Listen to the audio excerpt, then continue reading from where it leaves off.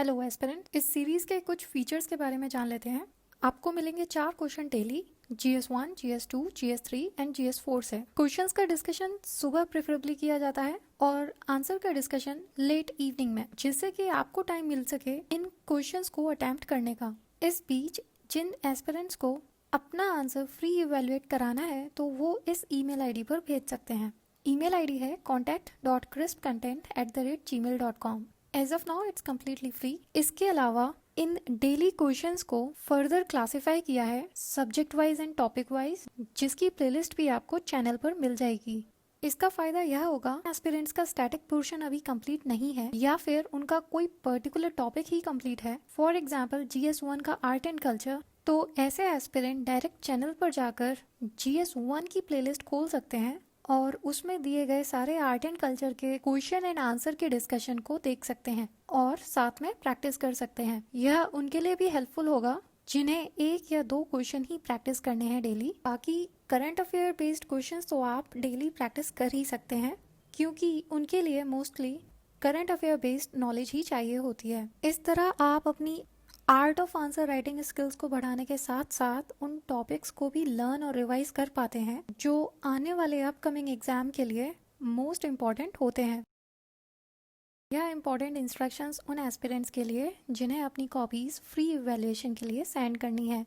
Please सबसे पहली बात, एक फाइल में एक ही आंसर को भेजें, वरना जितने आंसर्स होंगे उस पर्टिकुलर फाइल को रिवर्ट बैक करने में उतना ही टाइम लगेगा। अपनी फाइल का फॉर्मेट PDF ही रखें, जिससे कि एनोटेशन मतलब रिमार्क्स लिखने में आसानी हो, और अपने क्वेश्चन और आंसर के अलावा कुछ भी ना लिखें, ना ईमेल आईडी, ना नाम, ना सब्जेक्ट, क्योंकि जितनी क्लियर कॉपी होगी उतना ज़्यादा स्पेस मिलेगा रिमार्क्स लिखने के लिए।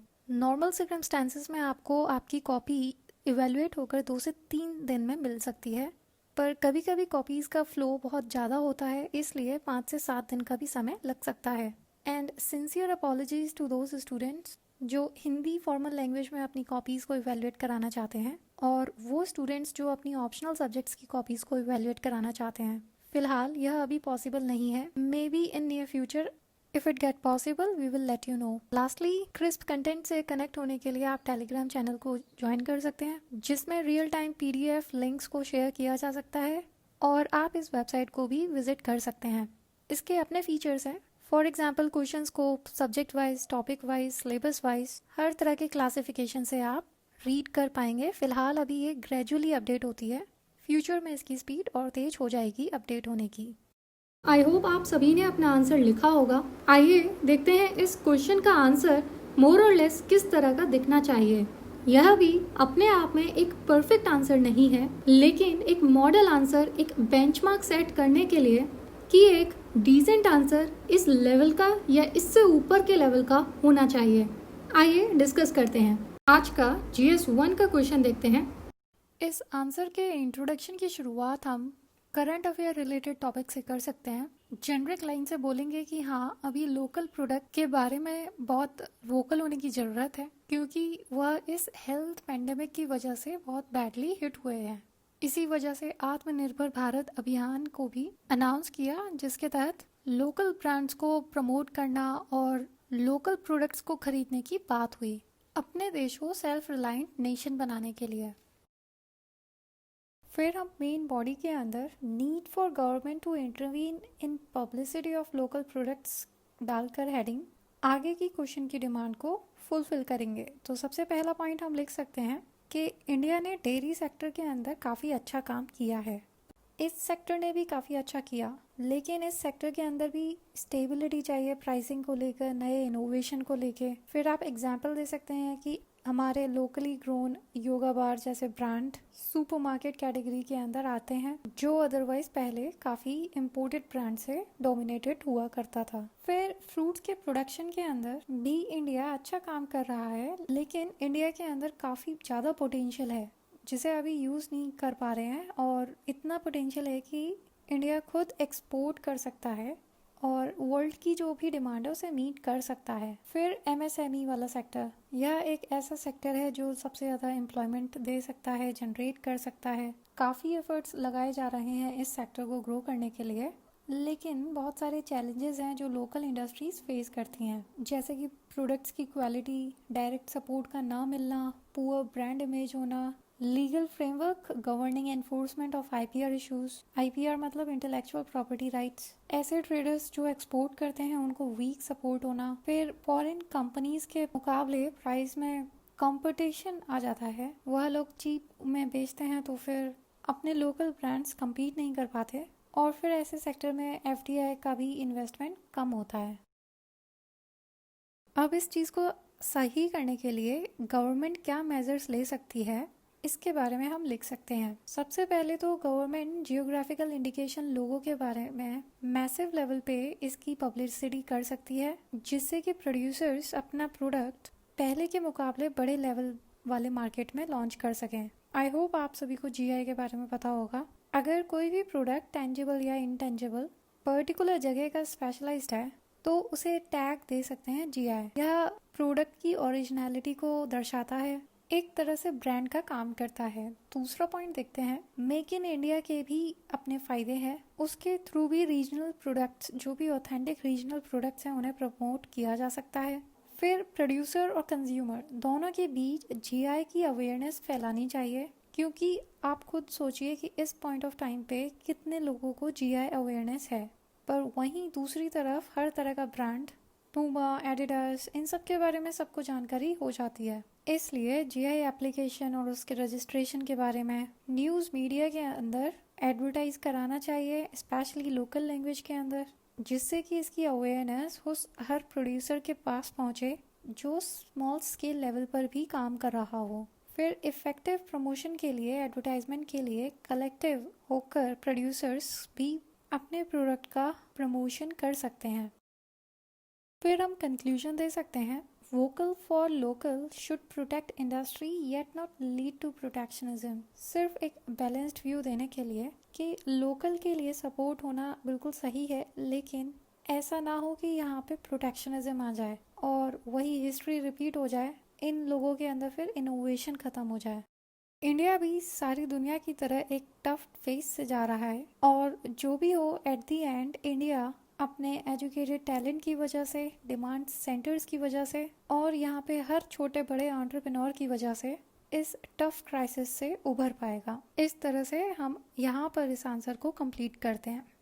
आज का GS2 का क्वेश्चन देखते हैं। इसके इंट्रोडक्शन की शुरुआत जैसे क्वेश्चन है उसके अकॉर्डिंग हम कर सकते हैं।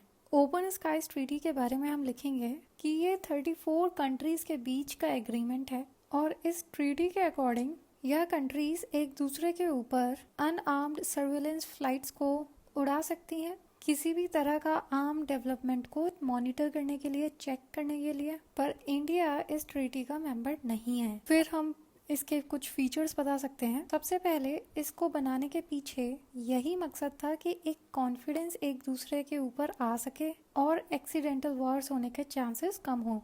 ऐसा कैसे होता है? फॉर एग्जांपल यहाँ पे यूएस और रशिया को ही लेते हैं। अब अगर रशिया को लगता है कि यूएस उसके खिलाफ कुछ साजिश कर रहा है या अटैक करने का कुछ प्लान कर रहा है, तो यूएस को वह बताकर अपना प्लेन भेज सकता है जो अनआर्म्ड होना चाहिए, मतलब उसके अंदर कोई गन या बारूद नहीं, और वो उन टेरिटरीज को, यूएस की टेरिटरीज को चेक कर सकता है कि वहाँ पर किसी का मिलिट्री मूवमेंट तो नहीं है। इससे कंफ्यूजन हटता है, मिस इन्फॉर्मेशन हट जाती है, और इस तरह एक्सीडेंटल वॉर होने के चांसेस भी कम हो जाते हैं। तो इस तरह से कहा जा सकता है कि यह ट्रीटी एक दूसरे नेशन के ऊपर उनकी मर्जी से स्पाई करने के लिए परमिशन देती है। सबसे पहले जिस नेशन को स्पाई करना है वो 72 आवर्स पहले दूसरे नेशन को नोटिस देगा कि वह अपना एरियल इमेजिंग करना चालू कर रहे हैं, और 24 आवर्स पहले वो एग्जैक्ट फ्लाइट का जो पाथ है उसे शेयर करेंगे। अदरवाइज अगर किसी भी तरह की मिसअंडरस्टैंडिंग हुई, ये सब शेयर नहीं किया, तो दूसरा नेशन उस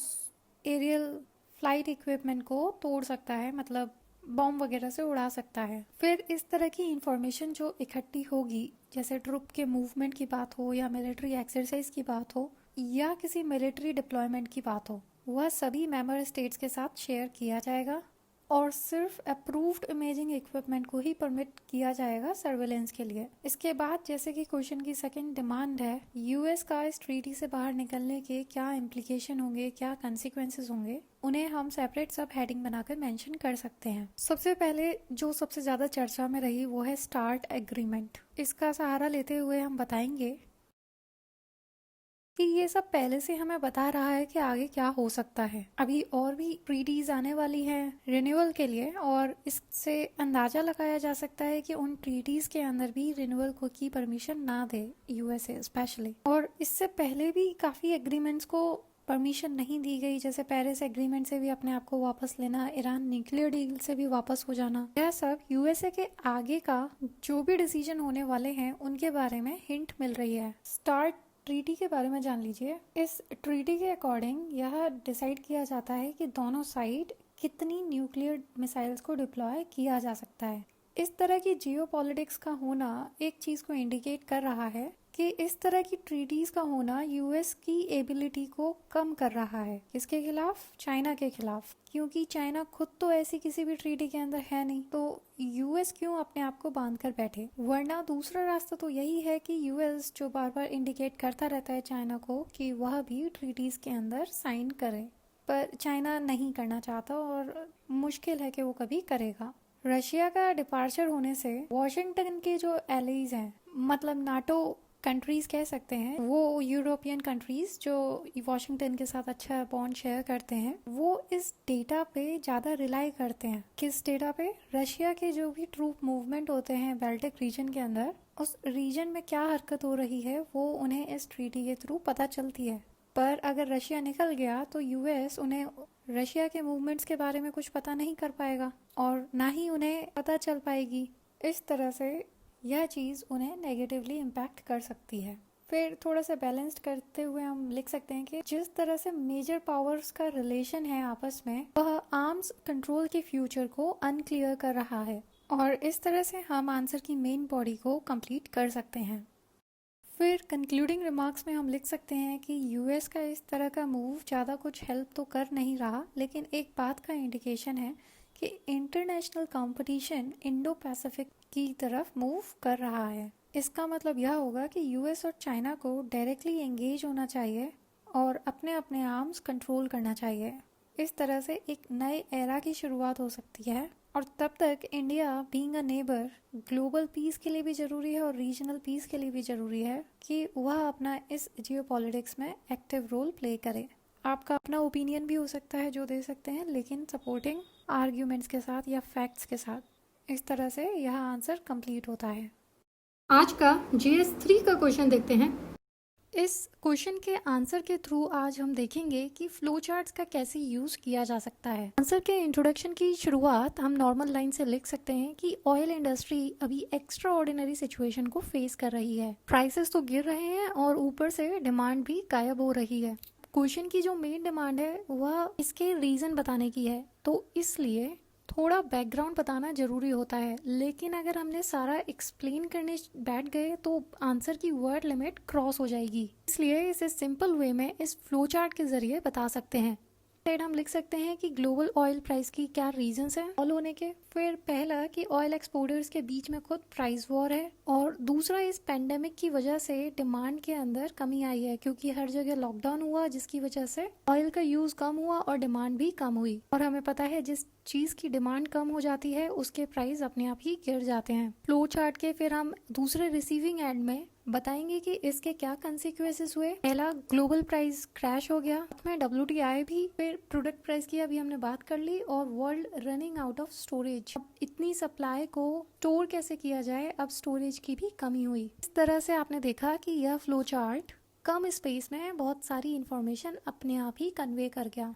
आपको लिखने की जरूरत भी नहीं पड़ी पूरा, और आपका टाइम भी सेव हुआ और इन्फॉर्मेशन भी एडिकेट आ गई। लेकिन इसका मतलब यह नहीं कि आप हर चीज में फ्लो चार्ट लगा देंगे। You need to be careful about it. फिर हम इंडिया के ऊपर जो इम्पैक्ट पड़ा है उसकी पिक्चर दिखा सकते हैं, वेरी ब्रीफ, कि इंडिया के अंदर जो फ्यूल थी उसकी डिमांड 45.8% तक लॉकडाउन की वजह से कम हुई।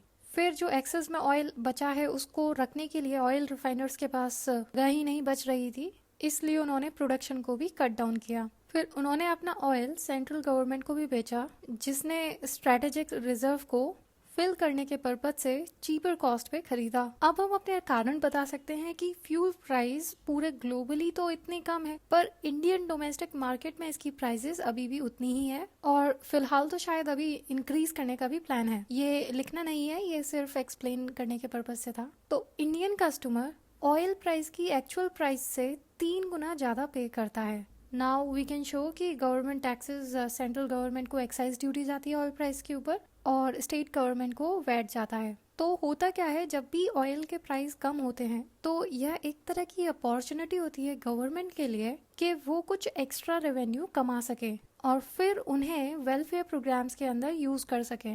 अब पर्टिकुलरली कोविड-19 जैसी सिचुएशन के लिए उन्हें और रेवेन्यू की जरूरत है और इस ऑयल प्राइस की सिचुएशन की वजह से इन्हें ज्यादा टैक्स मिल सकता है। फिर एक्स्ट्रा रेवेन्यू जो अभी जनरेट होगा उसको गवर्नमेंट सेविंग की तरह भी यूज कर सकती है। मतलब बाद में कभी क्रूड प्राइसेस इंक्रीज हुए तब ये एक्स्ट्रा रेवेन्यू काम आ सकता है। और फिर ये कुछ ऐसी चीज है जो डी फैक्टो कार्बन टैक्स की तरह भी काम कर सकती है। मतलब एक तरह से इंसेंटिवाइज किया जा सकता है कि इंडियन कंज्यूमर को फॉसिल फ्यूल वाले व्हीकल्स को छोड़कर ज्यादा एनवायरनमेंट फ्रेंडली जैसे फ्यूल्स को यूज करना चाहिए, इसलिए इसे डिफैक्टो कार्बन टैक्स टर्म दिया। फाइनली इसको कंक्लूड आप कैसे भी कर सकते हैं, या तो वे फॉरवर्ड दे सकते हैं आगे के बारे में कि क्या करना चाहिए, या फिर जितना भी अभी हमने डिस्कस किया उसका ही ओवरव्यू कंक्लूड करके लिख देना चाहिए। तो यहाँ पर इस तरह दिया है कंक्लूजन कि गवर्नमेंट को अपने ऑयल एक्सपोर्ट्स के जो भी सोर्सेज हैं उन्हें डाइवर्सिफाई करना चाहिए,